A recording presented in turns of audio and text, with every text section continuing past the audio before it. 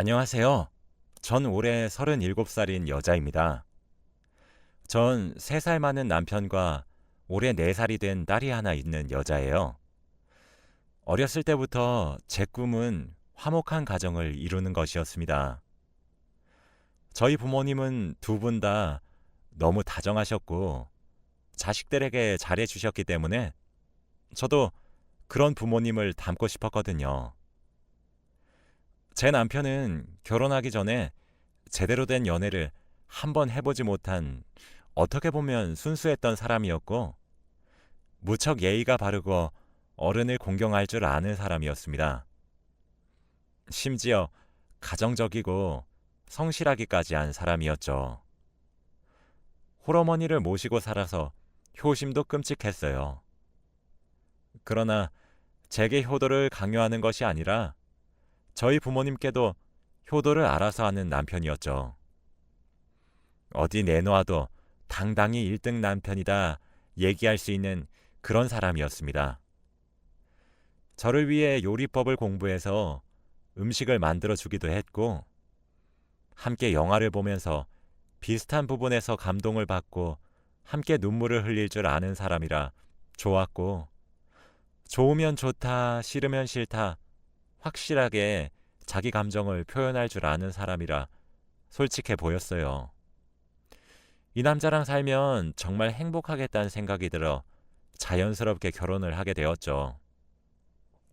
사실 저희 집도 시댁도 형편이 그리 넉넉하진 않습니다. 그냥 굶지 않고 살 정도였죠. 결혼 후에도 양가에 40만 원씩 생활비를 붙여드리려고 노력했던 그런 착한 사람이었죠.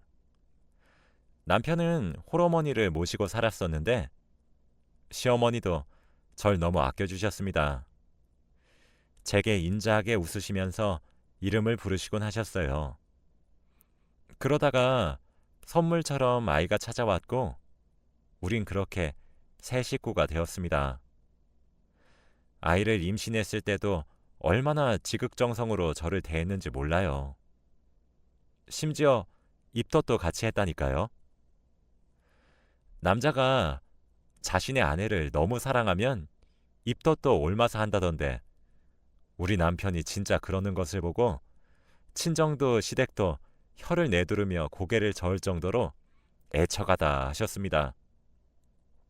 저희 부모님도 그런 남편을 얼마나 좋아했는지 몰라요.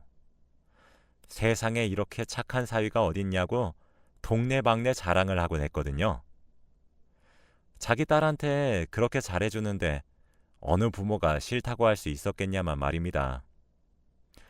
저와 남편은 정말 많이 행복했고 서로 사랑했어요. 남들과 다를 바 없는 평범한 환경 속에서 서로 투닥거리며 싸우다가도 금세 화해를 했었던 평범하기 그지없는 가족이었고 매일 이렇게 행복해도 되나 싶었습니다. 행복에 배부른 나날들에 감사했고 너무 행복해서 불안할 정도였죠. 저는 남편과 맥주 한 캔씩 하면서 서로 미래를 이야기할 때가 제일 좋았어요. 이야기를 나누는 그 시간이 행복했었던 이유는 반짝반짝 빛나는 두 눈을 가지고 미래를 꿈꾸는 남편의 모습이 정말 멋있었거든요. 아직 초등학교도 입학하지 않은 어린 딸을 두고 어디서 이상한 놈을 데려와 결혼시켜 달라고 하면 어쩌나 하는 귀여운 걱정도 하곤 했거든요. 그렇게 저희는 쭉 행복할 수 있을 줄 알았습니다. 남편은 학원에서 영어를 가르쳤던 교사였어요. 당시엔 아주 늦은 밤이었고 그날따라 시험을 코앞에 두고 있었기 때문에 특강을 해야만 했었죠. 그래서 늦게 귀가를 했습니다. 저희 집은 골목길 안에 위치한 빌라였어요. 그날은 비도 추적추적 내렸죠. 늦은 시간 CCTV 없는 골목길 등 조건이 맞아서였던 걸까요? 그날 남편이 사고를 당하게 되었습니다. 그 비극은 딸아이가 2살이었을 때 일어났어요. 그날따라 딸아이가 잠투정도 없이 일찍 잠에 들었고 언제나 그랬듯 저는 남편의 귀가를 기다렸습니다. 학원에서 수업이 끝났다고 1시간 내로 도착한다는 남편의 전화를 끝으로 소파에서 TV를 보며 기다리고 있는데 시간이 한참 지나도록 남편이 들어오질 않더라고요. 뭔가 불안해지기 시작했어요. 남편에게 다시 전화를 해보았지만 역시나 연결되지 않았고 전 점차 불안해졌죠. 그러던 도중 시어머니로부터 전화가 한 통이 왔습니다. 통화 내용은 정말 충격적이었어요.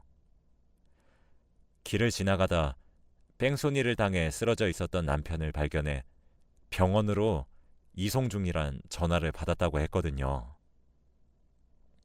시어머니도 많이 놀라셨던 것인지 횡설수설하시며 말씀하셨는데 똑바로 말씀해 주시라고 화를 내기도 했어요. 큰 소리에 딸아이가 잠에서 깼지만 정말 눈에 뵈는 것이 없더라고요. 시어머니와 전화를 급히 끊고 앞집의 문을 쾅쾅 두드렸습니다. 평소에도 앞집 새댁이랑 친하게 지냈었거든요. 급히 제 딸아이를 앞집에 맡긴 후 헐레벌떡 시어머니가 말씀해 주신 병원으로 찾아갔어요. 남편은 흙탕물에 얼굴이며 옷이며 다 젖은 채로 있었고 정신을 잃어 있었죠. 그 몰골로 응급실 침대에 누워있는 모습을 보니 정말 억장이 무너지는 듯 했습니다. 보호자 사인과 동시에 남편은 수술실로 들어가게 되었어요. 목격자인 사람을 붙잡고 물어보니 골목길 근처에 남편이 쓰러져 있었다고 하더군요. 근처에는 자동차의 파편 조각으로 보이는 유리들이 굴러다니고 있었다고 아무래도 뺑소니를 당한 것처럼 보인다는 말이었습니다. 수술 시간은 처음 안내받았던 시간보다 배로 더 걸리기 시작했어요. 점차 불안해졌습니다. 이대로 우리 남편을 잃으면 어쩌나 걱정이 휘몰아쳤죠. 평소 눈물이 많았던 저였지만 전 울지 않았어요. 시어머니가 옆에서 통곡을 하실 때도 소식을 듣고 헐레벌떡 수술실 앞까지 찾아온 친정엄마가 저를 붙잡고 어쩌냐고 눈물을 보였을 때도 저는 눈물을 한 방울도 흘리지 않았습니다. 아니, 오히려 화를 냈어요. 울지 마시라고 다그쳤죠. 내 남편 괜찮을 거고 벌떡 일어날 수 있는데 왜 이렇게 우시는 거냐고, 부정 타면 어쩔 거냐고, 당장 눈물 그치라고 소리를 지르면서 말이에요. 원래 그 시간이었으면 일찍 잠든 딸을 기특해하며 오붓하게 부부끼리의 시간을 가지면서 함께 드라마도 보고 야식도 먹고 했을 텐데 눈앞에 펼쳐진 모든 상황들이 믿기지가 않는다고 해야 하나? 저는 정말 얼떨떨했습니다. 시어머니의 눈물을 보는데 미친 듯이 현실 감각이 돌아오는 것만 같아서 제발 울지 마시라 부탁드렸어요. 병원에선 방치된 시간이 길었고 후유증은 장담할 수 없다고 했습니다. 이미 다리는 손 쓸 수가 없어 오른쪽 다리는 허벅지 밑으로 절단해야 했죠. 게다가 뇌출혈까지 있었고 조금만 늦었으면 바로 사망했을 수 있었지만 사실 지금도 일어날 수 있을 거란 보장이 없다고 최선을 다했다고 하시더군요. 오늘 아침에도 출근하고 오겠다고 제게 입을 맞춰주고 딸을 사랑스럽게 쳐다봐 주었던 남편의 상태는 오늘이 고비라는 말에 전 그제서야 무너졌습니다. 믿지 않았어요. 믿을 수가 없었어요. 좀 전까지 저랑 전화를 했고 오늘따라 감기 기운이 있었던 제 몸 상태를 걱정해 주었던 사람이 지금 누워 있는 것도 놀라 자빠질 노릇인데 어떻게 믿을 수 있었겠나요? 눈 좀 떠보라고 절규하는 시어머니의 목소리를 끝으로 정신을 잃었습니다. 저와 시어머니는 미친 듯이 남편의 간병에 매달렸어요. 딸아이는 친정에 맡겼어요. 살려만 달라는 우리의 기도가 하늘에 닿은 것인지 남편은 정신을 잃은 지 열흘 만에 기적적으로 눈을 떴습니다. 하지만 남편에겐 또 다른 지옥의 시작이었나 봅니다. 처음엔 제대로 거동도 못해 자신의 상태가 어떤지 몰랐나 봐요. 남편은 헐렁해진 오른쪽 다리를 보고 커다란 상실감을 가지고 미친 듯이 절규하기 시작했어요. 늘 긍정적이고 건강한 삶을 살아왔던 남편은 그때 이후로 성격이 참 많이 변했습니다. 하염없이 울다가 이렇게 살 바엔 차라리 죽어버리겠다고 난리도 쳤다가 멍하니 창밖만 보다가 그렇게 지냈죠. 말 그대로 숨만 쉬었습니다. 시간이 흘러 남편이 퇴원하고 난 후도 문제였어요. 시어머니는 한순간에 장애인으로 전락한 아들이 혼자가 되기라도 할까 겁이 나셨나 봅니다. 그 이후 매일 저희가 살고 있는 집으로 와서 제 손에 물 한 방울 묻히지 말라 신신당부를 하시고는 집안일을 대신 해주셨어요. 청소도 하시고 빨래도 하시고 밥도 차려주시며 모든 일을 해주셨죠. 그렇게 매일을 저희 집에 오셔서 복작거리셨습니다. 그러고 돌아가실 적엔 항상 저를 붙잡고 하나뿐인 아들 옆에 있어주면 안 되냐고 거의 빌다시피 제게 애걸복걸 하셨죠. 남편도 똑같았어요. 매일을 반복되는 질문을 던지더군요. 자기를 사랑하냐고, 헤어지자고 하지 않을 거냐고, 뭐 그런 질문 말이에요. 저희 친정에서는 제 앞길이 창창하다며 이혼하기를 슬며시 요구하기도 했어요. 솔직히 안 힘들다고 하면 그건 정말 새빨간 거짓말입니다.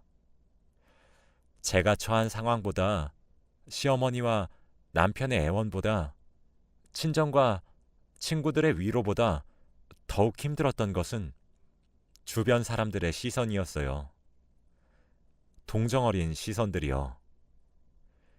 남들 일에 어찌나 관심이 많은지 제게 괜찮냐고 오히려 물어오는 사람들은 양반일 정도였습니다. 아마 사람들의 시선을 한번 겪어보지 않으셨으면 100% 이해하실 수 없으실 거예요. 동정어린 시선도 지긋지긋하고 제게 위로를 건네는 사람들도 다 위선으로 느껴졌습니다. 시어머니가 매일같이 찾아와 저희 살림을 보살피는 것도 이기적인 모습으로만 보였어요.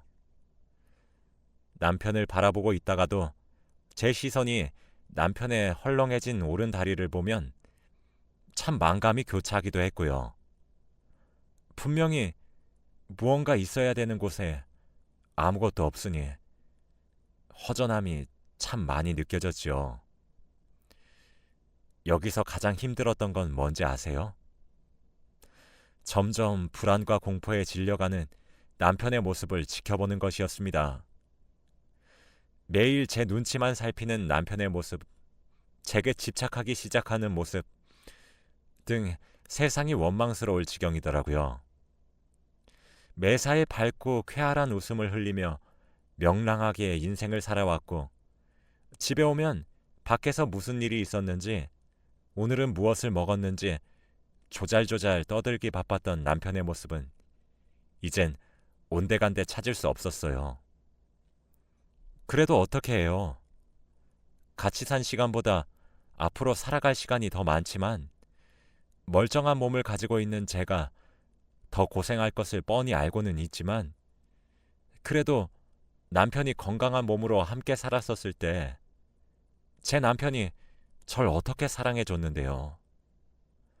얼마나 듬뿍 사랑해 주었는데 남편을 버릴 수는 없었습니다. 친정에서는 이혼을 권유했는데 그 이유 또한 잘 알아요. 나이도 젊으니까 새로 시작하시기를 바라셨겠죠. 장애인이 된 남편을 평생 동안 돌보면서 함께 산다는 것은 제가 너무 일방적으로 고생하는 길이란 사실을 저희 부모님도 아시니까요. 그래서 세상 욕 자신들이 다 들을 수 있으니 이혼하란 말을 꺼내셨던 것이겠죠. 그런데 그렇게 미친 듯이 절 사랑해준 남편을 제가 어떻게 버릴 수가 있겠나요? 사실 도망치고 싶었던 적도 정말 많았고 욕을 얻어 처먹는 한이 있어도 눈 딱 감고 이혼할까 고민도 했습니다.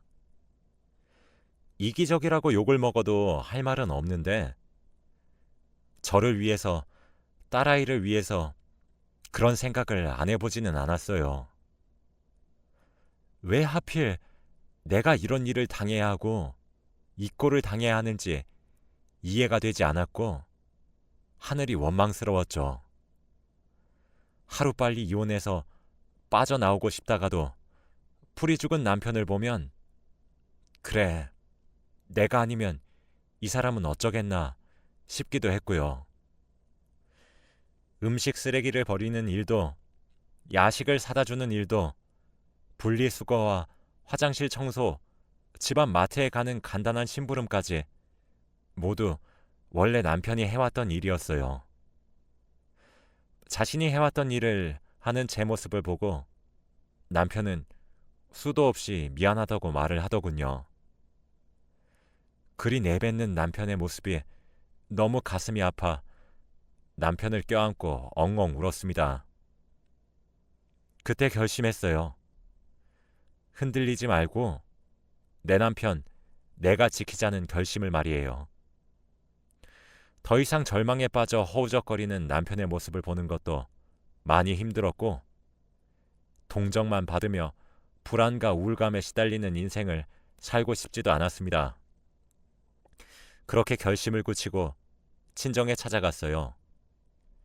이혼할 생각도 없고 나랑 우리 남편 좀 도와달라고 말이죠. 친정에선 절 뜯어 말렸지만 제가 강행했어요.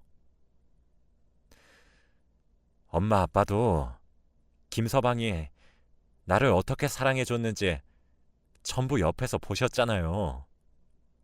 우리 없는 살림에도 친정이랑 시댁에 생활비 조금씩 드리자고 했던 사람이야. 내 손에 물 한 방울 안 묻힌 건 아니지만 최대한 덜 묻히려고 노력했던 사람인데 내가 그런 사람을 어떻게 버리고 새 출발을 해요? 그러니까 그냥 나 좀 도와주세요. 하면서 말이죠. 남편도 붙잡아 앉힌 뒤에 말했어요. 여보, 더 이상 나한테 이러지 마. 당신이 이럴수록 더 지쳐. 당신은 항상 어려운 일을 겪게 되면 극복하는 사람이었잖아. 나 당신 안 버려. 당신 두고 나만 도망가거나 떠나지 않을게. 정말 약속할게. 그러니까 우리 이겨내보자. 당신 우리 딸 결혼식에도 휠체어 타고 들어갈 거야? 걸어서 들어가 봐야지. 요새는 의족이란 것도 있어서 괜찮아. 당신 할 수 있어. 기죽지 마. 알았지? 나도 당신을 얼마나 사랑하는데. 그러니까 당신이랑 나 둘 다 할 수 있어. 적어도 우리 딸아이한테 부끄럽지 않은 부모가 되자. 라고 했습니다. 시어머니께도 말씀드렸죠. 어머니, 저희 집에 더 이상 찾아오지 마세요. 어머니가 이러실수록 저희 무너져요. 어머니도 하나뿐인 아들 극복하게 해주셔야죠. 저희가 알아서 할게요. 불안해하지 마세요, 어머님. 우리 남편 버리지 않아요. 죽을 때까지 끼고 살 거니까 너무 슬퍼 마세요. 하면서 어머님의 손을 꼭 잡아드렸습니다. 어머님이 구슬같이 눈물을 퐁퐁 흘리면서 고맙다, 고맙다 하시며 흐느끼셨죠. 그때부터 남편은 재활치료에 진심으로 임하기 시작했어요. 남편은 초반까진 그래도 제게 집착하는 것과 불안함, 이런 부정적인 감정들을 버리지 못했는데 제가 꾸준히 옆에서 지지해주며 응원하니까 부쩍 밝아지기 시작하더라고요. 점차 재활에도 열심히 임하기 시작했고 원래 영어를 가르쳤었던 직업을 가졌던 사람이라 재택근무도 하기 시작했습니다. 요즘엔 세상이 좋아져서 화상 영어 같은 것도 있더라고요. 남편은 수시로 재활치료에 임하면서 화상 영어로 돈을 벌기 시작했죠. 사실 수입은 턱없이 적었습니다. 하지만 점점 활력을 되찾는 남편을 보니 저도 행복해졌어요. 처음엔 시선이 주는 압박에 저도 정신과를 다니며 신경안정제를 처방을 받아 복용했으나 시간이 지나니 그 시선에도 익숙해지더군요. 역시 사람은 적응의 동물이라고 한다더니 사실 늦은 밤 CCTV도 없었던 골목길에서 뺑소니를 당했던 터라 눈앞이 막막했었는데 골목길에 뺑소니 목격자를 찾는다는 현수막을 걸었더니 목격자도 찾아냈고 골목길 사고 현장 근처에 주차하고 있었던 자동차의 블랙박스를 받아내 뺑소니 범인도 잡을 수 있었습니다. 그 사람은 뺑소니에 음주운전까지 한 파렴치한 인간이었죠. 그 사람으로 인해 저희 집안은 풍비박산이 났는데 말이죠. 눈물로 범벅된 제 얼굴을 보고는 그저 죄송하단 말밖에 하질 못하더군요. 보험 처리도 받았고 보상금도 받아서 남편의 병원비에 커다란 부담을 느끼진 못했습니다. 오늘은 남편이 꼭 뺑소니 사고를 당한 지 2년째가 되는 날이에요. 이제 남편은 의족도 곧잘 차고 다니고 있고 아는 지인분이 운영하고 계시는 학원에 영어와 국어를 가르치며 일상생활에 거의 완벽하게 복귀하고 있습니다. 며칠 전에는 글쎄 우리 딸아이가 병원에서 데일밴드에 관해 배웠나 보더라고요. 다쳐서 아야하면 병원에 간다, 소독약을 발라준다, 아프면 약을 바른다, 이런 것들을 놀이를 통해서 배웠나 봐요. 남편이 소파에 잠시 누워 있었는데 살금살금 다가가서 남편의 오른쪽 허벅지에 분홍색 토끼가 그려진 데일밴드를 붙이고는 호호 불어주는데 얼마나 예뻤는지 몰라요. 남편도 자다 깨서 울컥한 표정으로 딸아이를 바라보고요. 요즘에도 남편은 잠에 들기 전 제게 미안하고 고맙다는 인사를 꼭 해주고 잠에 들어요. 사실 미안할 일은 없는데 말이죠. 남편이 원해서 사고를 당했었던 것도 아닌데 그저 제게 그렇게 미안한가 봅니다. 사실 지금 생각해보면 제게 무슨 용기가 있어서 그렇게 행동했었던 것인지 모르겠으나 가정을 지켜야 되겠다는 일념 하나만으로 일궈낸 기적 같아요. 남편은 제게 말합니다. 제가 있어서 일상생활로 빠르게 복귀할 수 있었고 절망에 오래 빠지지 않을 수 있었고 재활에 집중해서 의족에 익숙해질 수 있었다고. 그래서 제게 너무 고맙다고 말이에요. 저 또한 남편이 살아있어줘서 얼마나 고마운지 모릅니다. 사실 시어머니도 제게 그 이후로도 너무 예뻐해 주십니다. 부담스러울 정도로 말이죠. 저를 무슨 구원자처럼 생각하시는 것 같기도 합니다. 제 입장에서는 당연한 일을 한 것인데 너무 떠받들어지는 것 같기도 하네요. 제 이야기는 여기서 끝입니다. 정말 그 말이 맞는 것 같다는 생각이 들어요. 인생에 내리막길이 있으면 오르막길도 있단 말이에요. 저는 다시 정상으로 돌아가고 있는 저희 가정이 너무 좋고 여전히 남편과 딸을 무지막지하게 사랑하고 있습니다. 힘들 때 사람 버리는 것은 아니라고 하더군요. 그래서 이제 요즘에도 남편에게 더할 나위 없이 큰 사랑을 받고 있어요. 앞으론 더 이상의 오르막길은 없어도 좋으니 지금처럼 안락하고 평화로운 나날이 지속되길 바랄 뿐입니다. 제 긴 이야기를 들어주셔서 감사해요. 여러분들 가정엔 평안만 가득하시길 빌며 이만 글을 마칩니다. 감사합니다.